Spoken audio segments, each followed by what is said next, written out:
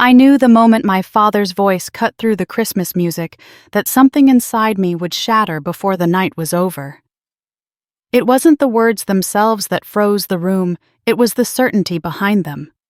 One moment the Sheridan family was laughing, forks clinking against china lights twinkling over the long mahogany table. The next, my parents turned toward me, their faces carved in cold stone, and my father said in a tone so steady it felt rehearsed, "You are the biggest disgrace to this family." Conversations died mid-sentence. A cousin's wine glass hovered in midair. Someone hit record on their phone. My breath caught somewhere between my ribs and my throat as a crushing silence folded over me. They didn't just mean to wound me. They meant to bury me. And yet instead of shrinking, I felt something ancient and fierce rise through the humiliation. My hand tightened around my glass, my voice emerging with a clarity that wasn't mine a moment earlier, then erased me from everything. Your dinners, your plans, even your will. When the glass fell from my father's hand and shattered across the wood floor, it wasn't just crystal that broke it, was the version of me they thought they could control. The room pulsed with tension as I pushed my chair back, the scrape echoing louder than any carol playing in the background. My mother's eyes widened not in remorse, but in calculation. Around the table, relatives shifted uncomfortably, torn between their hunger for spectacle and their fear of choosing the wrong side. I stood slowly, my hands steady, even though my heartbeat thrummed so loudly it filled my ears. It wasn't courage, I barely understood it myself, but something inside me had locked into place. A final click of truth. I wasn't the weakness in this family. I was simply the only one who stopped pretending. I walked toward the hallway, passing the towering tree draped in gold ribbon, and the piles of unopened gifts labeled with perfect calligraphy. The Sheridan brand of Christmas, so expensive, so polished, felt suddenly cheap against the rawness of what had just unfolded. Behind me, someone whispered, "Did she really say that?" Another murmured, "Oh, this will spread everywhere." My heels clicked against the marble floor as I stepped away from the table and the people who had always treated me like an inconvenience dressed as a daughter. Outside, the cold hit me sharply, a slap of winter air that stung my cheeks and cleared the fog in my chest. Snow drifted in slow spirals from the black sky, landing on my bare arms as I stepped onto the porch. The muffled noise from the dining room swelled voices, rising chairs, moving accusations firing, but none of it touched me. I descended the steps, boots crunching over a thin layer of ice, and for the first time all night, I could breathe. I stopped at the edge of the driveway and looked back at the giant windows glowing with warm light. Inside that house lived generations of legacy, reputation, wealth, and rot. I'd grown up believing love was conditional, earned through obedience and silence. Tonight simply confirmed what years had whispered: I had never truly belonged in that home. Not as a daughter, not as an heir, not as anything except a reminder of what they considered flawed. As I turned away, my phone buzzed with a wave of notifications. Family group chats, exploding cousins speculating, my brother sending a half-hearted, "Are you okay?" But the only message I cared about was the one I didn't receive an apology. Not that I expected one. Sheridan apologies were rare, given only when optics demanded it. Tonight, no one cared about optics. They cared about control. Snowflakes clung to my hair as I walked down the quiet suburban street. The Christmas lights glowing from neighboring houses felt strangely comforting, untouched by the toxic ritual I had just escaped. Each step loosened something heavy inside me. Anger, shame, confusion. They all moved aside for something sharper, cleaner. Resolve. I didn't know exactly what came next, but I knew the truth. If they wanted me erased, they would soon learn what happened when a woman they underestimated refused to disappear. My thoughts drifted backward as I walked, memories curling through my mind like smoke. Holidays where I sat at the far end of the table invisible. Birthdays forgotten or overshadowed by my younger sister Lily's accomplishments. My father's clipped comments about my choices. My mother's polite but hollow encouragements. each recollection a small fracture that had led somehow to tonight's break. Under a flickering street lamp, I paused, watching my breath dissolve into the cold. Being called a disgrace in front of a room full of relatives should have crushed me. But as the night air settled around my shoulders, I felt something unexpected: freedom. A thin, bright thread of it, fragile but real. Maybe for the first time I wasn't the one cowering beneath their expectations. Maybe I had finally stepped out from under the Sheridan shadow. My phone buzzed again. I ignored it. Ahead, the street curved out of sight, blanketed in fresh snow. I pulled my coat tighter, lifted my chin, and kept walking, no longer fleeing but moving toward whatever waited beyond the reach of their control. And I promised myself one thing: if the Sheridans wanted a war, they should have chosen someone else. Because the woman who walked out of that house wasn't the girl they thought they could break. She was someone they should have feared all along. Snow crunched beneath my boots as I made my way back to the car, each step louder than the last. The cold pressed deep into my skin, but it was nothing compared to the chill that had settled inside me. When I slid into the driver's seat, the silence hit me harder than the wind ever could. I rested my forehead against the steering wheel, feeling the vibration of my phone buzzing relentlessly beside me. I didn't need to look to know it was them, my family, trying to patch the hole they'd just torn open. Or maybe they were trying to control the narrative before it slipped out of their hands. Either way, I wasn't answering. The car interior felt like a cocoon of black glass, shielding me from the glow of my parents' house behind me. I finally lifted the phone and watched messages flash across the screen. Lily's text came first. "Dad didn't mean it. Come back inside. We can fix this." The hypocrisy made me laugh, a sharp, humorless sound. Then my father's message. "We should talk tomorrow. Don't escalate this. Escalate." He had humiliated me in front of 30 people and worried I might escalate. My hand trembled slightly as I unlocked the screen. The family group chat was a flood of half-hearted concern, gossip, and confusion. One cousin had posted a screenshot of a video already circulating privately. Another commented, "This is going to blow up." I closed the chat before the nausea returned. They didn't care about me. They cared about the spectacle. I started the engine and drove toward Ridgewood, the trees forming a dark tunnel around the winding road. The Christmas lights lining front porches blurred past my window like streaks of gold and red. I didn't know where I was going. I just needed to move, to put distance between myself and that house. The farther I drove, the more the anger settled into something colder, sharper. Not revenge. Not yet. Clarity. By the time I reached the old stone bridge on Belmont Road, snow had begun to fall again, dusting the windshield in white powder. That bridge had always been a strange comfort to me. When I was a kid, I'd come here to escape the pressure of being a Sheridan, expectations, comparisons, the unspoken rules of who I was allowed to be. I parked the car and stepped out, letting the cold strike through me like a reset. The river below was half-frozen patches of black water glinting beneath the moonlight. I leaned on the railing, breath fogging the air, and let the memories rise. Not because I wanted to relive them, but because I needed to understand how tonight had become inevitable. I remembered being 10, sitting at the dinner table while my father announced Lily's acceptance into the academy program. Everyone applauded. Then someone asked how my art classes were going. My father had said, without looking up from his plate, "She'll grow out of it." The room laughed, and I shrank into my chair. Every accomplishment I'd ever had was treated as a hobby, every mistake a personal embarrassment to them.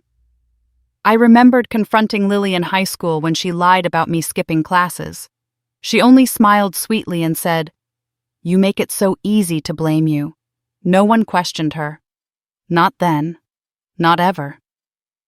And I remembered my mother pulling me aside after I told them I didn't want to work in the family business. She had smoothed my hair like I was 5 again and said, "Darling, your father just wants what's best. You don't want to disappoint him, do you?" Disappointment. That was the word they wielded like a knife. The wind whipped harder across the bridge, pulling me back into the present. I swallowed the tightness rising in my throat. All those years I had tried. God, I had tried so hard to be someone they could respect. But the truth was simple, they never intended to make space for me. Their vision of family didn't include a daughter who chose her own path. My phone buzzed again this time with a name that made me pause. Aunt Meredith. Her message was short. I saw what happened. Call me when you're ready. No judgment, no demands, just presence. I never realized how rare that was in my family. I slid the phone back into my pocket and looked out over the river. The moonlight reflected on the icy surface fractured by the dark, moving water beneath. It reminded me of myself, broken in places, but still moving, still alive. Tonight might have shattered something, but maybe it needed to break. The cold finally pushed me back into the car. I sat for a long moment, letting the heater thaw my fingers before pulling onto the main road. I didn't go home. Instead, I drove aimlessly until I found myself in front of a small 24-hour market, its lights flickering against the snow. I went inside, welcomed by the soft ding of the door and the warmth from the overhead heaters. As I moved down the aisles, the reality of what had happened began to settle differently. I wasn't numb anymore. I wasn't shaking. I was thinking clear, deliberate thoughts. They wanted me erased. They wanted control. But tonight proved something I hadn't fully believed until now. They didn't know me at all. I picked up a bottle of water, paid the cashier, and stepped back outside. Snow swirled in soft, lazy patterns beneath the streetlight. I stood there for a moment, breathing in the cold and feeling the weight inside me shift. I wasn't going back to that house. Not tonight. Maybe not ever. But they had made one mistake, one they'd soon regret. They had shown me exactly how far they were willing to go to keep me small. And there was nothing more dangerous than a woman who finally saw the truth about the people who raised her. I tightened my coat, walked to my car, and drove into the night with a new thought leading me forward. If they wanted to cut me out, I'd show them what it really meant to lose me. The next morning, I woke to a string of missed calls and messages lighting up my phone like a taunt. Sunlight pushed weakly through my curtains, catching the frost that had crept along the window pane. My body felt heavy, as if grief and anger had settled into my bones overnight. I lay there staring at the ceiling, replaying the moment my father called me a disgrace. The memory didn't sting the way I expected. It felt distant, almost like I was watching someone else's life fall apart. But the pressure in my chest reminded me it was mine. I forced myself upright and headed to the kitchen for a glass of water. My phone buzzed again. This time it was a message from my brother. Dad wants to talk. Don't make this worse. I let the screen go dark. There was no version of that conversation in which he took responsibility. Not yet. Maybe not ever. When the next knock came at my door, I wasn't expecting anyone. I hesitated, heart tightening, then opened just enough to see who it was. Aunt Meredith stood there, wrapped in a dark wool coat, her silver hair pulled neatly back. Her expression soft in a way I rarely saw from any Sheridan. Without asking permission, she stepped inside and closed the door behind her. I heard what happened, she said gently. I came as soon as I could. The kindness in her voice nearly undid me. It had been years since anyone in my family looked at me without expectation or judgment. I motioned her toward the living room and followed, folding my arms to steady myself. I don't know what you've been told, I said, my voice hoarse, but they meant every word. She shook her head slowly.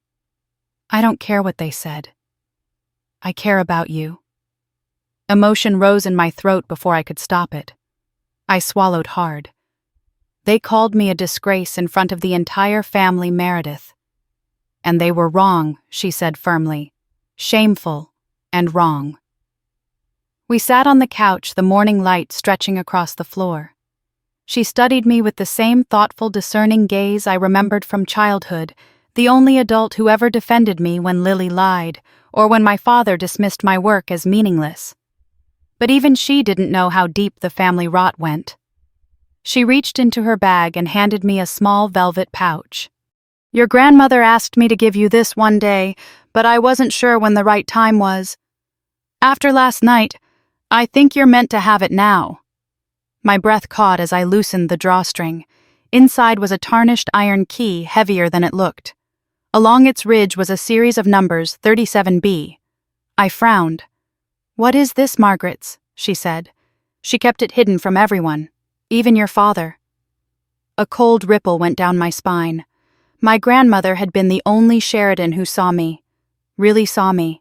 She taught me to paint, told me stories about women in the family who built their own paths, and once said the Sheridan name should be earned, not inherited. If she left me something, it mattered. Meredith continued, her voice quiet but resolute. "Your grandmother told me you'd need this key when the family forgot who they were, or when they tried to forget you." I stared at her, the words settling into a place I hadn't touched since last night's humiliation. "Do you know what it opens?" She hesitated. "A safe deposit box at Ridgewood Trust. But the branch closed years ago. Everything got transferred to the downtown vault." My pulse quickened. A secret box. Something Margaret hid from her own children. Something she wanted me to have. "What's in it?" I whispered. "I don't know," she admitted. "She never told me. Only that you must open it alone." I tightened my grip around the key, its metal cool against my palm. A part of me wanted to run to the bank immediately. Another part feared what I'd discover.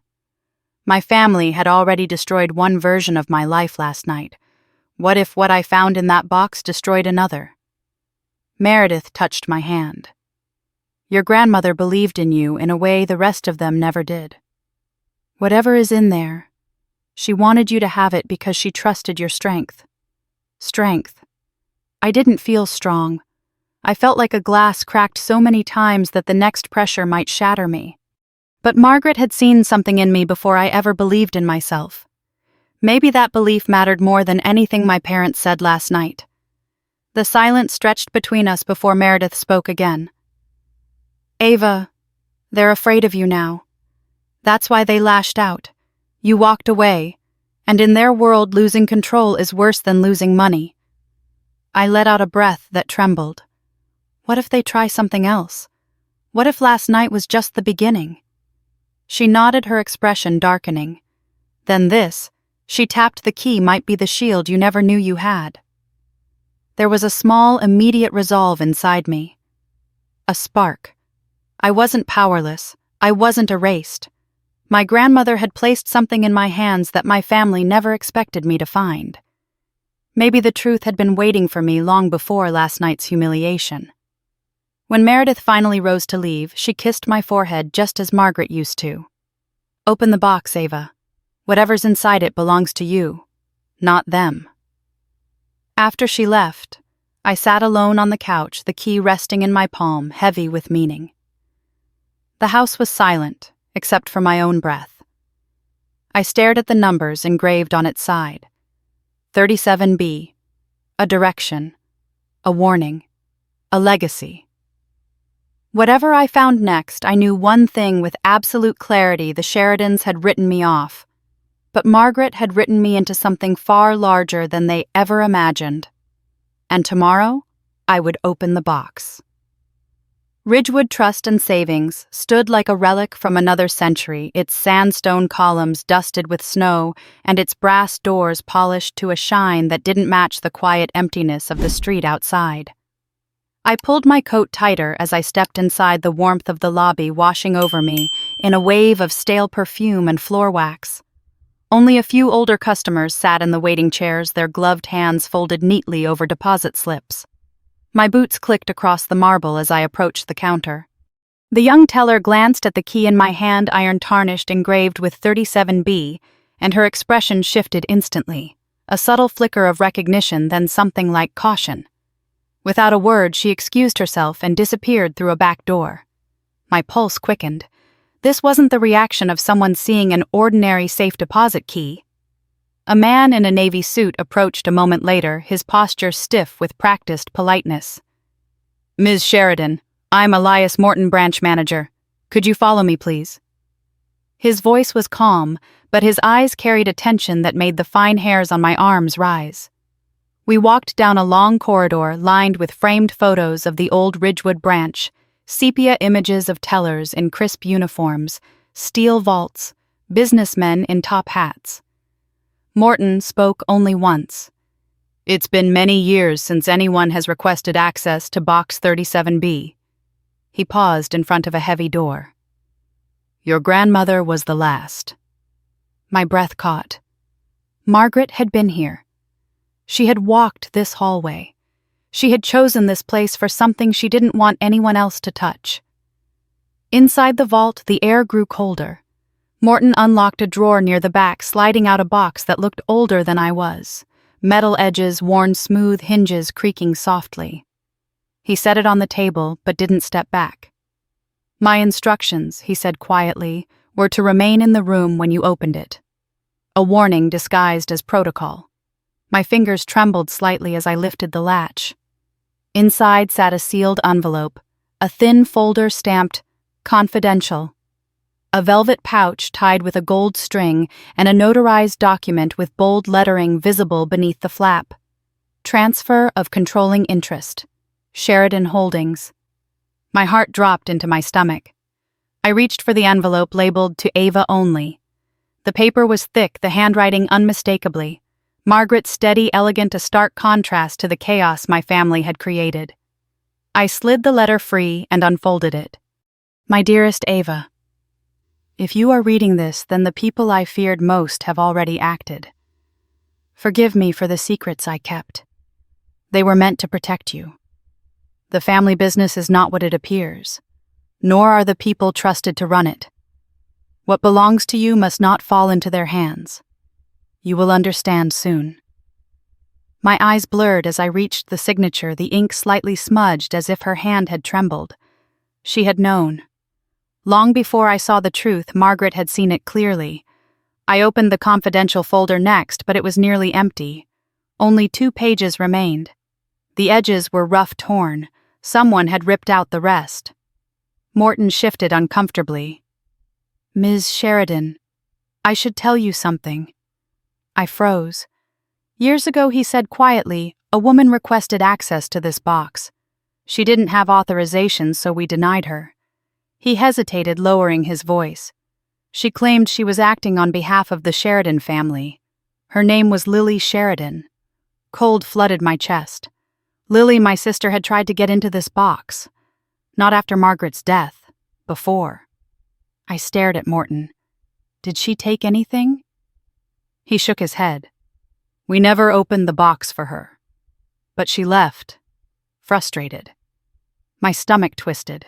So Lily had known about this. She had known Margaret left something behind, and she wanted it gone. My hand reached for the velvet pouch. Inside was a small recorder and a mini cassette labeled "For Ava When the Shadows Grow Long." My throat tightened. Margaret hadn't just left documents. She left her voice. Before I could process it, a security guard stepped into the vault and beckoned Morton outside. They whispered urgently. When Morton returned, his expression had gone pale. "There is a man in the lobby," he murmured. "He's asking whether someone accessed Box 37B today." My heartbeat stuttered. Did he give a name? Morton shook his head. "He said he's a family friend." The same chill from last night swept through me, sharper now pointed. Someone was watching. Someone who didn't want me to open this box. I shoved the documents and the cassette into my bag. "I need to go." Morton opened the vault door, but before I stepped through, he said softly, "Your grandmother was a remarkable woman. She wanted this box protected. Whatever is happening now, she must have known." Outside the bank, the sky hung low and gray snow beginning to fall in slow spirals. I rushed to my car, locked the doors, and pulled the recorder from my bag. My hands trembled as I slid the tape into the slot. For a moment, there was only static. Then Margaret's voice crackled through the speaker, weak, strained, but unmistakably hers. "Ava, if you're hearing this, I failed to stop them." The world tilted. My breath caught. "There are things you don't know," she continued. "Things your family has done. Things they will do." I closed my eyes, gripping the recorder, bracing myself for the truth that would change everything I thought I knew. Her voice lowered to a whisper. Do not trust them, Ava. Not any of them. The tape clicked, and the chapter of my life I thought I understood ended right there in the falling snow. Margaret's voice lingered in the cold air of my car long after the cassette clicked to a stop. I replayed her final whispered warning. Do not trust them, Ava. Not any of them until the words carved themselves into the center of my chest. I sat frozen, staring through the windshield as snow drifted down in lazy spirals, each flake dissolving against the glass. There were pieces missing, parts of the recording too damaged to decipher a sudden cutoff mid-sentence, but one thing was clear: my grandmother had feared something long before I ever saw the truth.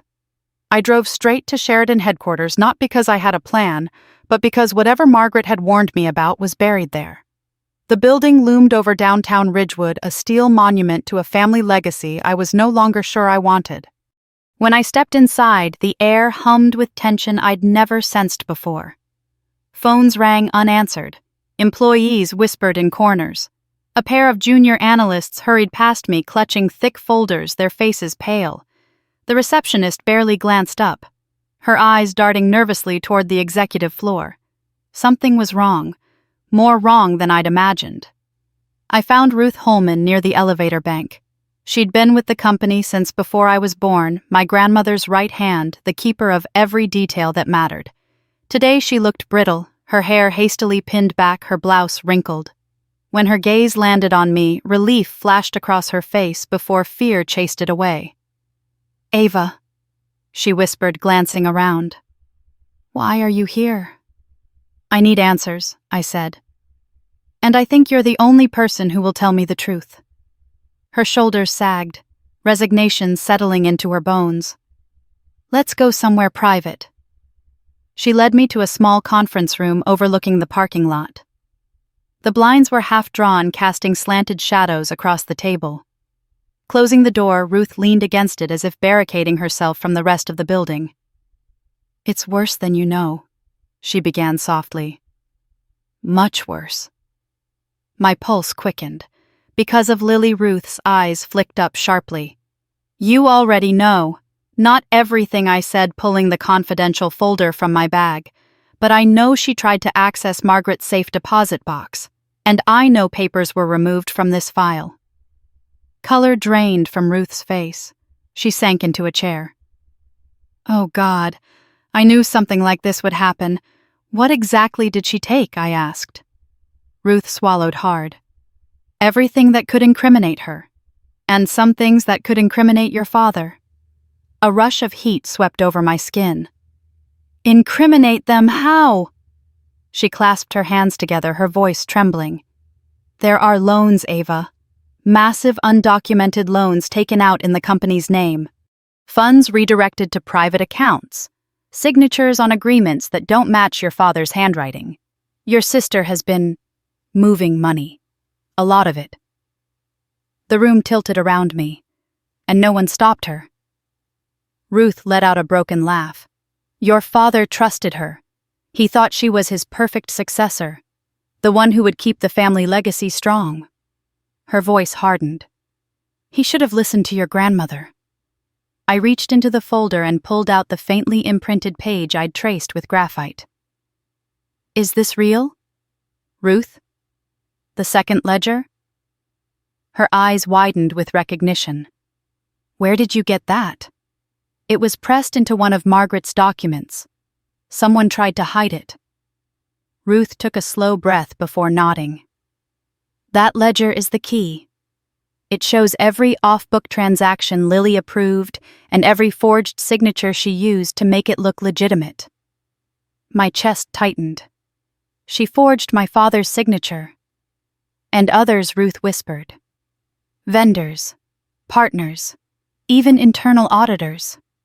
The betrayal was deeper than I imagined. Lily hadn't just been careless, she'd been calculated. Ruth reached for my hand across the table. There's something else you need to see. She unlocked a filing cabinet and pulled out a yellow folder. The handwriting across the front made my blood run cold. Contingency Plan, AS. I opened it slowly. Inside were drafts of statements framing me as unstable, irresponsible, unfit to inherit anything. Suggested talking points for the board, mock-ups of an internal memo recommending my removal from all succession considerations. One note stopped my breath entirely. If she resists, escalate. Use Christmas gathering for public optics. A sour metallic taste filled my mouth. They planned that night, I whispered. They didn't just react, they orchestrated it. Ruth nodded, her eyes glassy. Your sister has been preparing for months, maybe longer. Before I could speak, a shadow fell across the frosted glass of the conference room door. A familiar silhouette. Lily. The doorknob turned slightly before stopping. I held my breath. After a long moment, the shadow shifted and disappeared. Ruth exhaled shakily. She knows you're here. I gathered the folder, slipping it back into my bag. Good, I said quietly. Let her know. I didn't feel fear. Not anymore. I felt something sharper purpose. As I left the room, my phone buzzed in my pocket. A text from an unknown number. Stop digging. I lifted my head and walked straight through the executive corridor, passing employees who looked away quickly. The Sheridan Empire was cracking and everyone felt it. When I stepped outside, the wind cut across my face, but the cold steadied me. I called only one person. Noah, I said when he answered, my breath shaking. I found something, and I think my family has been planning my downfall for years. His voice was quiet, controlled. Then it's time we get ahead of them. And for the first time, I wasn't running from the Sheridans. I was coming for them. When darkness settled over Ridgewood, I found myself parked outside my apartment with no memory of the drive home.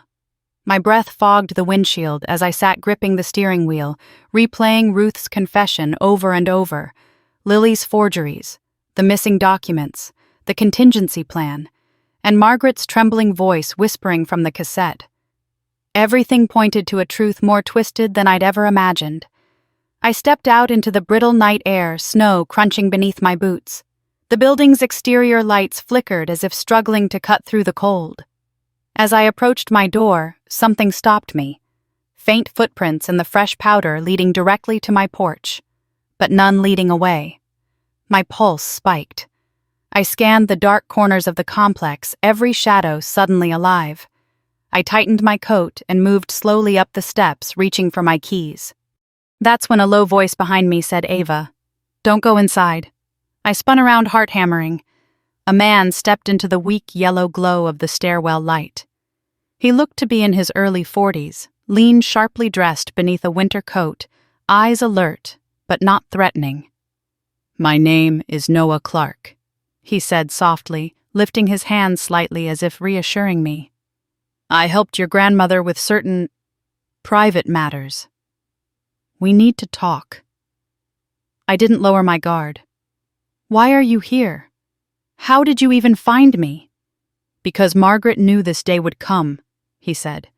And because you're in danger. More danger than you realize. His breath fogged the air. Can we go somewhere more discreet? Your apartment is too easy to monitor. The warning in his tone cut deeper than the night air. Despite every instinct screaming at me not to trust strangers, something about the steadiness in his voice, measured respectful, reminded me of Margaret. Against my fear, I nodded. We drove to a quiet diner on the edge of town, a place lit only by neon signs and the glow of a jukebox stuck on silent mode. A waitress poured us coffee, barely glancing at us before disappearing to the kitchen. Noah waited until she was gone before he spoke again. Margaret hired me years ago, he said, resting his elbows on the table. She feared your family's leadership wasn't just flawed, it was dangerous, especially where Lily was concerned. My breath tightened. She knew Lily was forging documents. She suspected. Your grandmother was sharper than people realized. His voice softened. She worried you would one day become their target. I leaned forward. What did she mean in the recording? About When the debt comes due? Noah hesitated, swirling his coffee. Ava, your family has been hiding financial instability for a long time. Lily's loans were only part of it. There are private lenders involved, people who don't operate like banks, and if those debts fall through, they won't negotiate. They take what's owed. A chill swept over me. So, Margaret created some kind of legal protection? He nodded. A trigger event clause. She tied certain inheritance conditions to how you were treated by the family. If they pushed you out publicly aggressively, the law would assume coercion. That would activate a chain of protections leading directly to you. I stared at him, heartbeat pounding.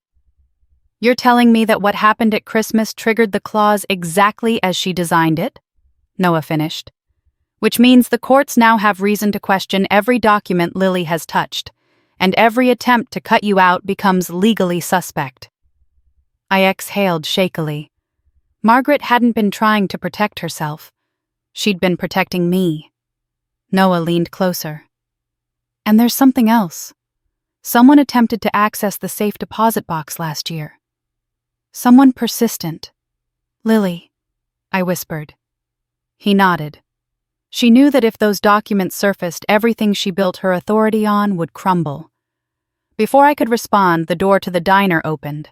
A tall man in a dark coat scanned the room, once his gaze lingering too long on our table. My stomach twisted. That's him, Noah murmured. Victor Hale. My skin prickled. Who is he? A broker. An enforcer hired by private lenders to retrieve sensitive items. Noah kept his eyes forward. He was involved with Margaret during the last months of her life. She refused to sign something he brought her. Days later, she fell ill. Fear crawled up my spine.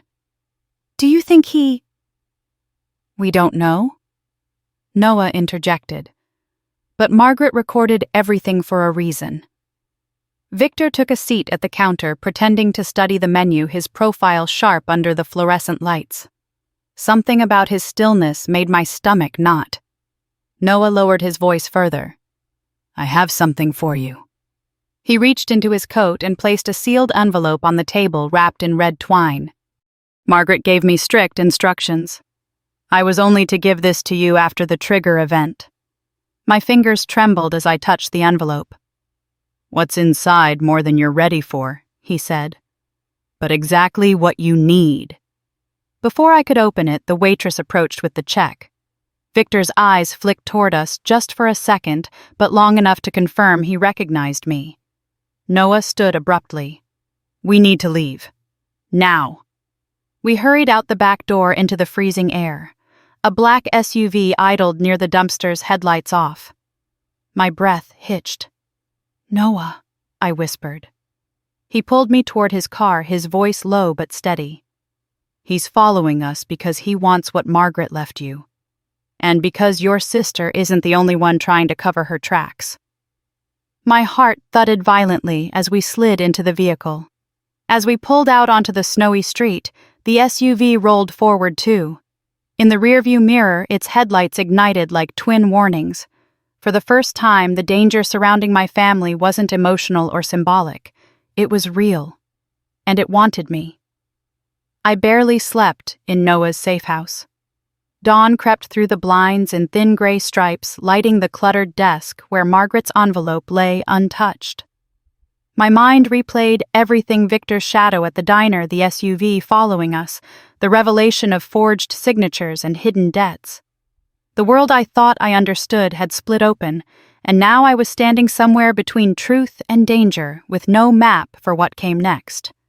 Noah stepped into the room with 2 mugs of coffee. You'll need this, he said, setting one beside me. The Sheridans called an emergency meeting at the estate this morning. My source says your name is already being discussed. I wrapped my hands around the cup, letting the warmth bleed into my skin. What are they planning? I asked, though I already feared the answer. Damage control, he said. And possibly a move to discredit you legally before the trigger event protections take full effect. He was right. They wouldn't waste time. They never did when their reputation was on the line. A notification lit my phone. A message from an unknown number. All heirs required for immediate family resolution meeting. Attendance mandatory. I almost laughed. They'd humiliated me publicly, stolen my grandmother's documents, forged signatures, engineered a smear campaign, yet now they wanted to resolve things. "I'm going," I said. Noah shook his head. "Ava, walking in alone is dangerous." "I'm not walking in as the same person who walked out on Christmas night," I replied quietly. "They need to see that." His expression tightened, but he understood. "Then be careful. They won't react well when they realize you know more than they expected." By the time I reached the Sheridan estate, snow had melted into gray slush along the pavement. Dozens of cars lined the circular drive, relatives who avoided family gatherings suddenly summoned by chaos. The house's towering windows glowed as if nothing were amiss, but the tension in the air was thick enough to taste. When I stepped inside, every conversation died. Heads turned, whispers rippled like static. My parents stood near the fireplace, my father, rigid, my mother, tight-lipped and pale. Lily lingered near him, arms crossed, eyes sharp. I walked past them all without flinching. Inside the dining room, the long mahogany table was set as if for a holiday meal, though no one sat. The chairs served as props for hierarchy. Thomas at the head, Lily at his right, the family lawyer, Mr. Dwyer, beside her. The others filled in around the perimeter like witnesses to a trial. My trial. "Thank you for joining us." Dwyer began, his voice syrup thick with false politeness. "We've convened this meeting to address recent disruptions." I raised an eyebrow. "Is that what we're calling fraud now?" A few relatives gasped. Dwyer cleared his throat. "This is a sensitive matter, Ava. Perhaps you'd prefer we discuss this privately." "No," I said. "Whatever you're planning, you can say it in front of everyone." My father stepped forward, face flushed. "Enough theatrics. This meeting is about protecting the family name. You created a public spectacle. You jeopardized our standing. I jeopardized your standing," I interrupted. "Or did your own daughter's forged signatures do that?" Murmurs surged through the room. Lily's eyes snapped toward me, her smile sharp as broken glass. My father glared at her before turning back to me. "You're confused, misguided. We're giving you a chance to correct this course before the damage becomes irreversible." Dwyer placed a stack of papers on the table. "This is a non-disclosure agreement and an inheritance waiver. If you sign, the family will forgive last week's incident." My stomach twisted. So this was their plan. Erase me legally, quietly, and completely. "I'm not signing," I said. Lily clicked her tongue. "Ava, don't make this harder. We're trying to help you." "Help me?" I laughed. "Is that why you drafted an internal memo calling me unstable? Is that why you tried to access Margaret's safe deposit box? Or forged Dad's name on the loans you buried?" The room erupted. Thomas slammed a hand on the table. "That's a lie." I stepped closer, lowering my voice. "Then why does the handwriting expert report say otherwise?" Silence blanketed the room. Lily's face drained of color. Dwyer looked like he might faint. Then Lily snapped. "You have no idea what you're talking about." "Then enlighten me," I said. "Tell them about the contingency plan. Tell them how you plan to use Christmas dinner to humiliate me in front of the entire family." Or should I show them the folder? Lily's jaw tightened. She took a single step toward me, her composure unraveling. "You were never meant to lead this family, Ava. You're emotional, reckless, soft. Everything this company can't afford." "And you're everything it should fear," I said. A hush fell. Even my father seemed stunned by the venom in Lily's voice. Before anyone spoke, someone touched my arm lightly. "Aunt Meredith." Her expression was grave, urgent. "Come with me," she whispered. We stepped aside into the foyer. She handed me a folded paper, her fingers trembling. Your grandmother left this with me years ago. She said to give it to you when they finally showed their true colors. I unfolded it. Margaret's handwriting flowed across the page. If they turn on her, protect Ava. She is the only one who remembers who we were meant to be. My throat tightened. In one sentence, Margaret had given me more validation than my parents had in a lifetime. Back in the dining room, my father began arguing with Lily, the two of them unraveling before our eyes. The family watched horrified as the illusion of stability collapsed. I walked past them, pausing at the doorway. This meeting is over, I said. But our fight isn't. And for the first time, every eye in the room followed me not with dismissal, but with fear. Noah's safe house had become a war room. Papers covered the dining table, folders lay open like wounds, and Margaret's sealed envelope sat at the center, as if it were the heart of everything we were fighting for. I had barely closed the door behind me when Noah looked up, reading the tension on my face. They tried to corner you, he said. Worse, I replied, tossing the folder marked Contingency Plan, AS, onto the table. They planned my humiliation months ago. Christmas wasn't an outburst. It was an execution. Noah flipped through the documents quickly, his jaw tightening. This is bad. Very bad. He tapped the page outlining the strategy to label me unstable. They were preparing to void you as an heir. Classic preemptive removal. I sank into the chair across from him, the exhaustion settling into my bones. What do we do now? We start where Margaret wanted us to start, he said, reaching for the confidential folder. Let's see what they tried to erase. We worked in silence at first. Noah arranged the surviving pages in chronological order, while I studied the fragments Margaret had left behind. Some were too damaged to read. Others carried faint outlines where documents had once pressed against them. One page caught my attention, the heavy paper stretched slightly, the ghost of numbers embedded in its fibers. Wait, I murmured. There's something under this. Noah leaned closer. An impression. He handed me a graphite stick. I lightly rubbed it across the page. Slowly, lines formed columns of numbers, initials, dollar amounts. A secret ledger. My breath caught. Northgate Capital. Noah whispered, reading the faint header. This wasn't supposed to exist. But the ledger wasn't the worst part. Off to the right side of several entries were handwritten initials, L.S. Lily Sheridan. My stomach twisted. She didn't just forge signatures. She was funneling money. Noah nodded grimly. And if these loans were unauthorized, Northgate will claim fraud. They'll come after ownership. I pressed a shaking hand to my forehead. She risked the entire company. And more, Noah said. Look at this. He pointed to an impression of a signature, jagged and uneven. Under the graphite, I could see the shape of my father's name, but nothing like his actual handwriting. He'd been forged, too. Controlled, too. The realization rocked me. I thought Thomas had been complicit, but Lily, she had played all of us. Before I could speak, Noah opened the velvet pouch containing the second cassette. Ready.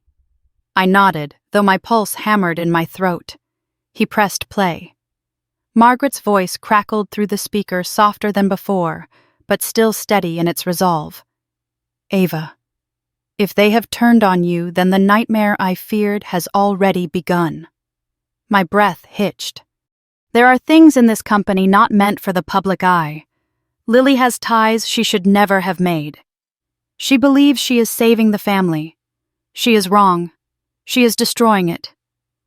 The recording grew staticky, but another voice emerged faintly beneath her words. A man's voice. Cold. Controlled. Noah stiffened. That's Northgate's founder. He's been here. The tape ended abruptly. I stared at the recorder, unable to move. She wasn't imagining it, I whispered. She was trying to protect me. Protect everything. Noah placed a hand on the table beside mine. And now it's your turn. My phone buzzed. An email from Sheridan Holdings audit team court mandated. We've started reviewing internal records, it read. Several discrepancies require your immediate attention. Please provide any financial documents retrieved from Margaret Sheridan's estate. I set the phone down slowly. They're involving me directly now. Good, Noah said. You're the only one they can trust. I wasn't sure trust had anything to do with it. I was the only one left standing. Noah connected the USB drive Margaret had left into his laptop. Many folders were empty, deleted, or corrupted. But he ran recovery software and fragments flickered onto the screen. Emails, PDFs, scans. One document filled the screen part of a legal memo. The title at the top made my stomach drop. Emergency Restructuring Plan. Edited by Lily Sheridan. Last modified, 11:42 p.m. Margaret's final week alive. No, I whispered. She altered this. She altered everything. Another email fragment loaded. The text was incomplete but legible enough to cut through the room like a blade. If Ava returns or asks questions, initiate the removal strategy. We cannot allow her involvement at this stage. Push for a public display. The date 2 months before Christmas. It felt like ice water sliding down my spine. They had built a trap around my humiliation, and I had walked right into it. I pushed away from the table, breath unsteady. They wanted me gone, not just from the company, from the family entirely. And now Noah said quietly, "You have evidence of that." He reached for the final fragment, a partially restored ownership reassignment. New majority owner L. The rest of the name was corrupted, but it didn't need to be whole. I knew exactly who it was. Lily had tried to take everything. Noah closed the laptop gently. Ava. The truth is bigger than family betrayal. Northgate is circling. Lily set the house on fire years ago. You're just the first one who saw the smoke.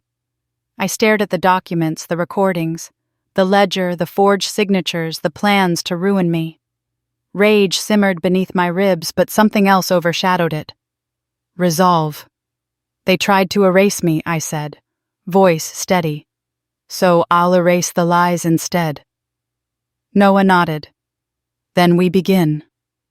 And for the first time since Christmas night, I felt something stronger than fear taking shape inside me. Power. The courthouse steps were slick with melting snow, a thin mist rising from the pavement, as if the building itself exhaled under the weight of everything about to happen inside. I clutched the folder in my hands. Margaret's documents, the forged signatures, the ledger fragments, the contingency plan. Evidence my family had never expected me to find. Evidence they had counted on me never having the strength to use. Noah walked beside me, silent, scanning the crowd of reporters and curious onlookers gathering near the entrance. News of a Sheridan court hearing had spread faster than I imagined. The name alone was enough to draw attention. The whispers of scandal had set the air buzzing like static. Inside the courtroom, the atmosphere tightened. Thomas and Lily sat at the defense table, their lawyer Dwyer positioned between them like a flimsy shield. Thomas looked older than he had weeks ago, his face pale, his eyes bloodshot. Lily, on the other hand, sat rigid and poised, her expression carefully composed. Only her tapping foot betrayed any nervousness. Judge Marin O'Reilly entered her gaze, sharp enough to slice through the tension. She adjusted her glasses, surveyed the room, and said, "Let's begin." Noah presented our evidence first. He laid out each piece with meticulous clarity. A forged signature contrasted with Thomas's real handwriting, the ledger indentation showing unauthorized loans, the email fragments retrieved from Margaret's USB. When he mentioned Victor Hale by name, Thomas flinched visibly. The judge noted it. "Mr. Sheridan," she said, her voice cool. "Do you know this individual?" Thomas opened his mouth, closed it, then shook his head. "No," he lied. "He's a consultant," Lily interjected too quickly. Noah raised an eyebrow. "Interesting, since his name appears nowhere in the company's official records." The room buzzed with murmurs. Then it was Dwyer's turn. He stood with a rehearsed sigh. "Your Honor." The Sheridan family asserts that Ms. Ava Sheridan is acting out of emotional instability.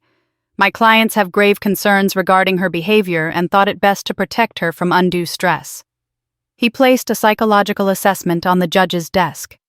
I knew immediately it wasn't real. Judge O'Reilly skimmed the report, her expression darkening. "Counselor," she said slowly, "this report is signed by Dr. Lyman." "Yes," Dwyer replied confidently. The judge snapped the folder shut. "Dr. Lyman died 3 years ago." Silence. Dwyer's face drained of color. Thomas leaned back as if someone had punched him. Lily's eyes widened, her mask cracking for the first time. A collective gasp rippled through the room. This, the judge continued, holding up the file as fabricated evidence. Noah stepped forward. "Exactly our point, Your Honor." Before anyone could speak again, the judge nodded to the bailiff. "Bring in the witness." The courtroom doors opened and a thin woman in scrubs walked in, her hands shaking slightly. I recognized her, the nurse from Margaret's care facility.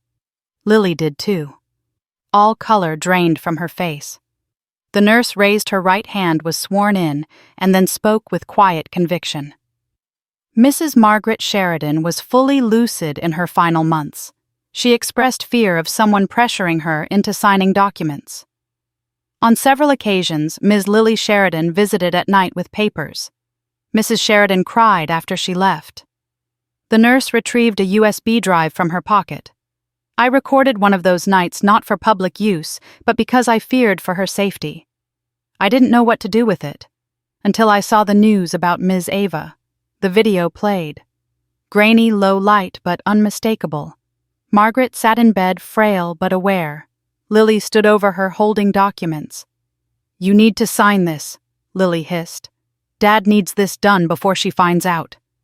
"I don't understand," Margaret whispered. "You don't need to. Just sign." My grandmother shook her head, tears streaming down her cheeks. Lily grabbed her wrist. "Stop making this difficult." The footage ended. A brittle sound echoed across the courtroom, my mother gasping as she covered her mouth. Thomas shot to his feet. "You told me she agreed," he shouted at Lily. Lily stood too furious. "You never asked questions. You wanted the money. You wanted the deals. I did what you were too weak to do." Their voices crashed against each other, accusations flying, their alliance disintegrating in real time. The judge slammed her gavel once. Enough. The courtroom fell silent except for Lily's ragged breathing. Judge O'Reilly leaned forward. "Based on preliminary evidence, I am ordering an immediate freeze of all Sheridan assets, a forensic audit of every loan subpoena of Mr. Hale, and protection for Ms. Ava Sheridan as a potential whistleblower." Then she turned to me. "If what you allege holds true, Ms. Sheridan, you may become the rightful and sole authority over the Sheridan empire." The air left my lungs. Not because I craved the power, but because the truth of her words was undeniable. My family had tried to erase me, and now the law was erasing their lies. As the hearing adjourned, I stepped into the hallway, the weight of everything pressing at once. A man blocked my path. Long coat, sharp jaw, eyes like steel. "Victor Hale, you should have stayed out of this," he murmured. Noah stepped between us, but Victor only smiled faintly. "You think the Sheridans are your biggest enemies?" he whispered. "You have no idea who else promised to keep that empire alive." He turned and walked away, disappearing into the crowd. A cold wave washed over me. This wasn't just about family anymore. This was war. The days after the hearing felt unreal, as if the world had tilted, and I was still waiting to feel the ground beneath me again. Reporters camped outside my apartment building, their voices echoing through the frigid morning air. Headlines ran across every local station: "Sheridan family implodes, heir steps forward." Fraud allegations, shake legacy. I had never wanted attention. Yet suddenly the city couldn't look away. Noah insisted I stay with him until the security order was finalized. Victor's warning echoed in my head every time I closed my eyes. He wasn't lying. Someone else had made promises. Someone else had funded Lily's recklessness. And someone else wanted the Sheridan empire intact under their control. We spent the first morning assembling everything we had recovered: the forged documents, the restored video, the ledger impressions, the USB fragments. Noah paced as he spoke, every step sharp with focus. The judge froze the assets, but Northgate won't sit still, he said. If we don't move, they'll bury the evidence before the audit team reaches it. They can't not legally, I said. He stopped pacing. Ava, you're dealing with people who don't care about legal. They care about power. A chill crawled up my spine. Before I could respond, my phone vibrated on the table. An unknown number again. I almost ignored it, but something told me to answer. A woman's voice, soft, trembling. Miss Sheridan, I need to speak with you. It's about your grandmother. My breath caught. Who is this? I can't say over the phone. Please, I worked at the house. I took care of her before the nurses. I know things. Noah grabbed a pen, scribbling notes. Where are you? I asked. She named a small church downtown, quiet, isolated. A dangerous choice. But something in her tone, fear, loyalty, guilt, made it impossible to decline. I'll come, I said. Noah nodded grimly. We go together. The church was dim, lit only by the flicker of votive candles. The woman waited in the back pew, wringing her hands. She looked up when we approached, mid-50s, tired eyes, wearing a coat that wasn't thick enough for winter. Ava Sheridan, she whispered. Yes. Tears filled her eyes. I should have said something earlier. I was afraid. They told me terrible things would happen if I talked. Who threatened you? Noah asked. She swallowed hard. A man named Victor. And a woman, your cousin. Of course. She pulled an envelope from her purse, her hands shaking. Your grandmother trusted me. She gave me this when she realized someone was monitoring her. She said if anything ever happened to her, I had to find you. I opened the envelope carefully. Inside was a handwritten note from Margaret, dated just weeks before she died. Ava, they are forcing decisions I do not agree with. Your cousin is not acting alone. Beware of the men she answers to.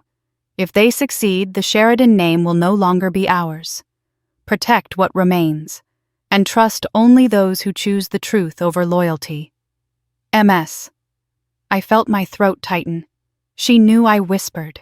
She knew everything. The woman wiped her eyes. They didn't just manipulate her. They drugged her. Whenever she refused to sign something, they increased her medication. Lily signed the logs. I saw it. The church door creaked open sharply. Noah turned instantly, stepping in front of both of us.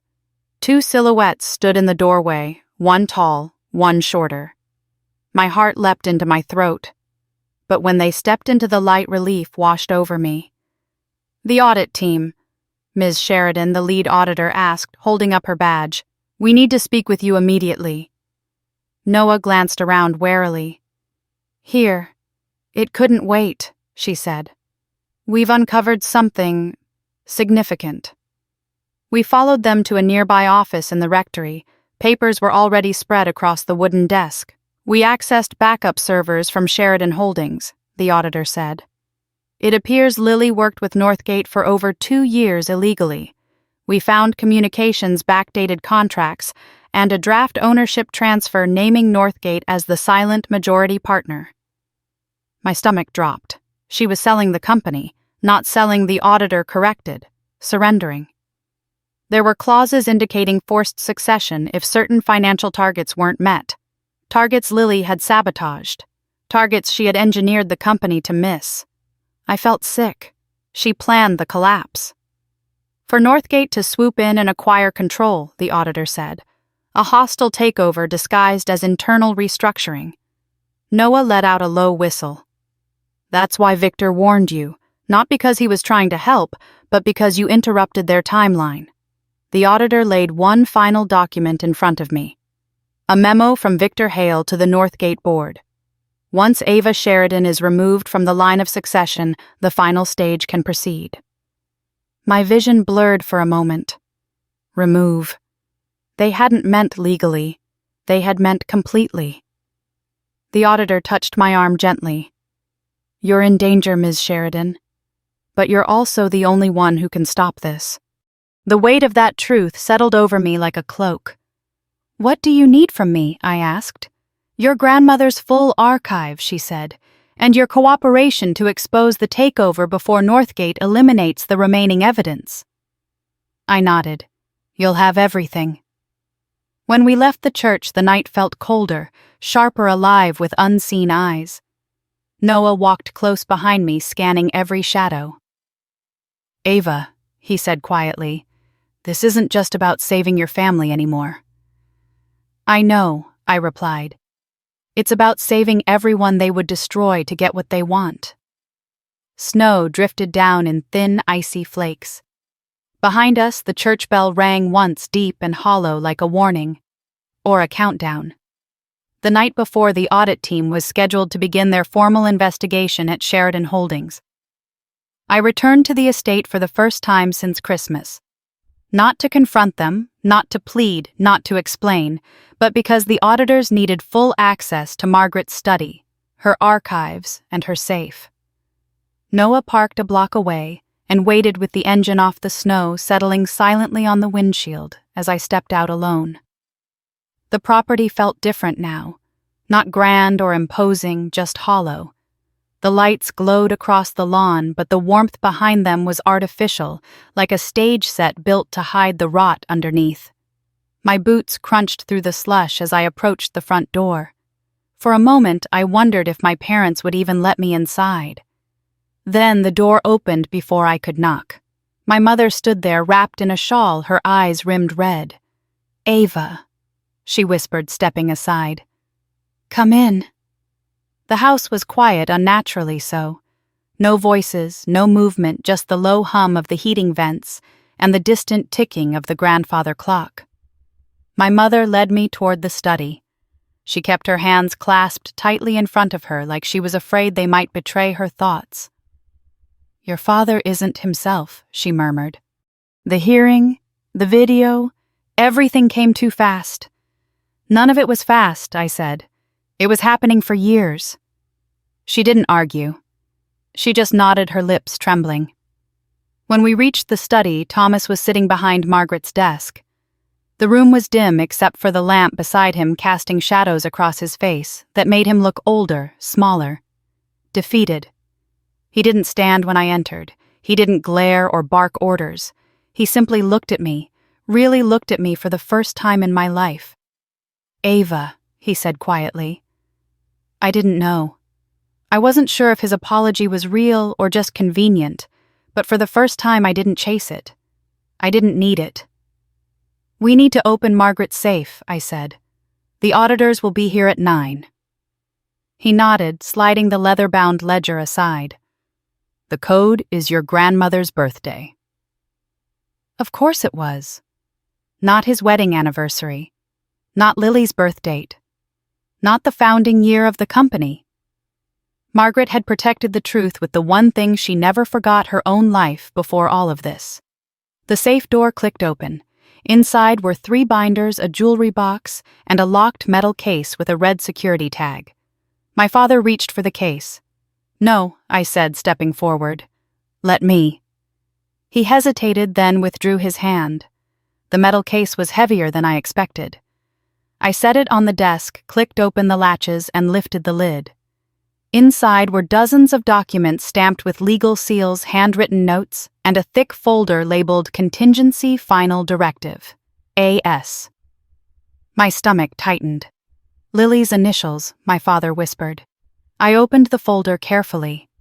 The first page was a flowchart, clean, clinical, terrifying. It showed every step of Lily's takeover plan: sabotage the internal financial targets, pressure Margaret into signing transfer documents, use Victor Hale to secure external leverage, remove me from succession, then finalize Northgate's acquisition. Everything had been mapped out. Every betrayal, every manipulation, every humiliating moment, not spontaneous, designed. My mother covered her mouth, tears streaming down her cheeks. How could she? She couldn't finish. I pulled out the next document, a letter written in Margaret's hand.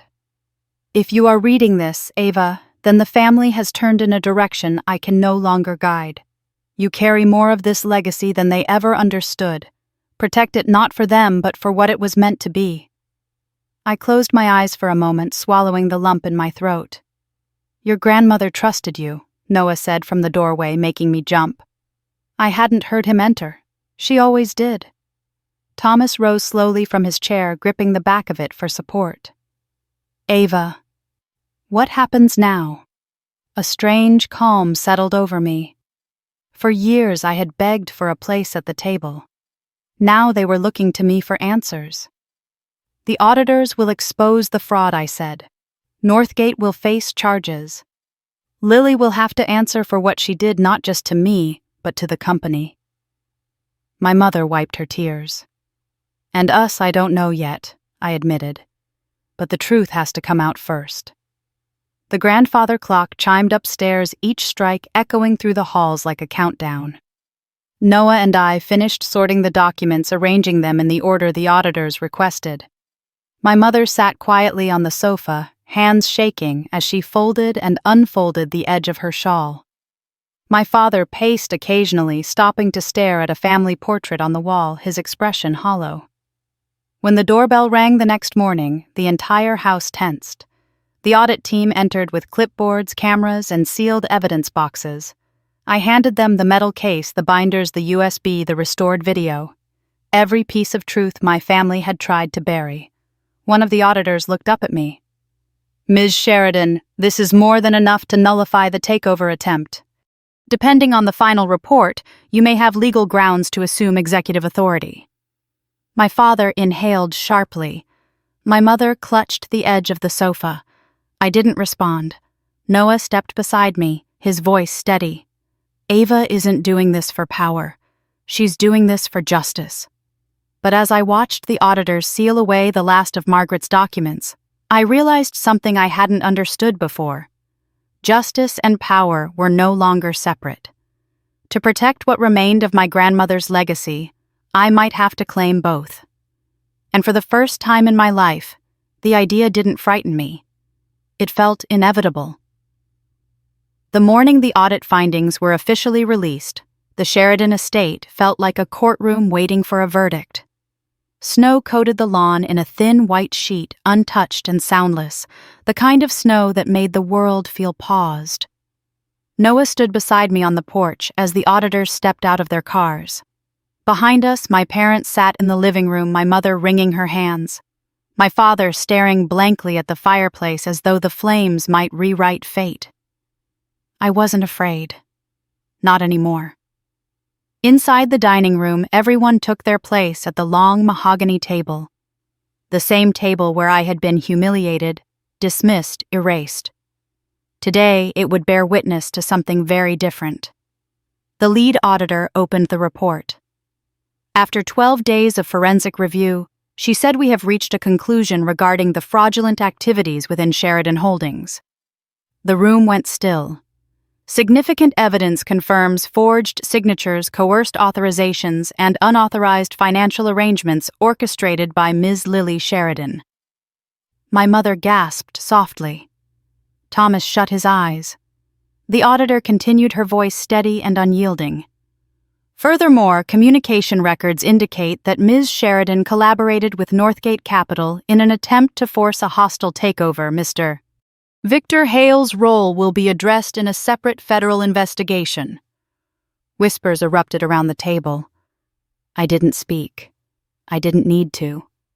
The auditor turned the page.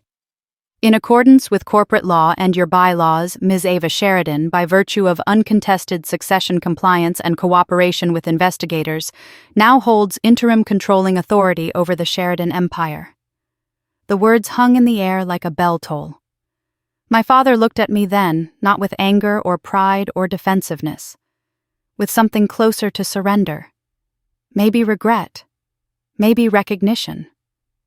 My mother reached for his hand. For once, he let her.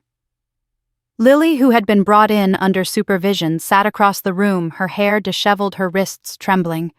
She stared at the floor, jaw clenched. No bravado, no arrogance, just fear. She finally looked up at me. "Are you happy now?" she whispered, voice cracking. "You got what you wanted." "No," I said quietly. "I got what Margaret wanted." Her face crumpled. Noah placed a folder in front of me, a clean new corporate directive.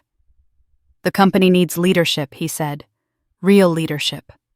I signed the first page. My signature didn't shake. The auditors concluded the meeting, gathered their materials, and filed out. Soon, the room emptied, leaving only me, my parents, and the remnants of a dynasty that had almost been stolen. My father rose slowly, each movement heavy with the weight of mistakes too old to fix. "Ava," he began, "You don't have to say anything," I replied, but he shook his head. "I do. I spent years deciding your worth for you, and when you walked away I convinced myself you were the one who failed." He swallowed hard.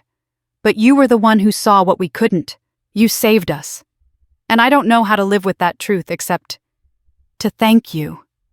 His voice wavered on the last words. My mother stood behind him, tears streaming freely now. "We can't undo what we did, but we want to try if you'll let us." I didn't answer right away. Instead, I looked around the room, the portraits on the walls, the polished wood, the shards of a family that had always placed image above humanity. Then I looked at them. "Trying is a start," I said, "but trust isn't automatic. It has to be earned." They both nodded, accepting it without argument. Later, I stepped outside into the cold winter sunlight, the snow glittering across the lawn. The air felt clearer, free of the heaviness that had hung over this house for decades. Noah joined me, hands tucked into his coat pockets. "So," he said, "CEO Ava Sheridan. How does it feel?" I exhaled softly. Unexpected. Unwanted. I smiled a little. "No. Not anymore. If I'm going to hold this legacy, it's going to become something better than what it was." He nodded, satisfied. Margaret would be proud. A warm ache spread in my chest. I hope so. As we walked toward the car, I glanced back at the estate one last time. For the first time in my life, it didn't feel like a prison. It felt like a beginning. A foundation I would rebuild with truth instead of fear. Snowflakes drifted around us, soft and shimmering like a blessing from the woman who had seen me long before anyone else did. I whispered into the cold air, "I made it, Grandma." And for the first time since Christmas night, I believed it. If you've ever fought to reclaim your voice, or if you've ever been underestimated by the people meant to love you, tell me below. I'd love to hear your story. And if you want more stories of justice, resilience, and the quiet rebellions that change everything, make sure to like, comment, and subscribe. There's so much more ahead, and I'd love for you to stay with me for the next chapter.